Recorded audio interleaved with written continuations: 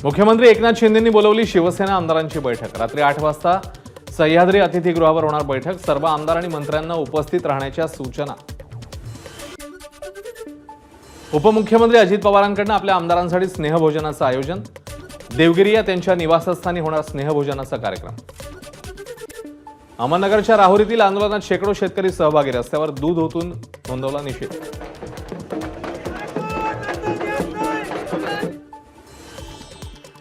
पुण्यातल्या कल्याणी नगरमधील पोर्शेकार अपघात प्रकरण। अल्पवयीन मुलाचे वडील विशाल अग्रवाल आणि आजोबा सुरेंद्र कुमार अग्रवाल यांना न्यायालयाकडून जामीन मंजूर। मुंबई आंतरराष्ट्रीय विमानतळावर 5 कोटींचा गांजा जप्त। या प्रकरणी बँकॉकहून आलेल्या एका प्रवाशाला अटक। छत्रपती संभाजीनगरच्या हनुमान नगर भागात मंडप व्यावसायिकाच्या घरात चोरी। 40 तोळे सोनं आणि 3 ते 4 लाख रुपये रोख रक्कम चोरीला।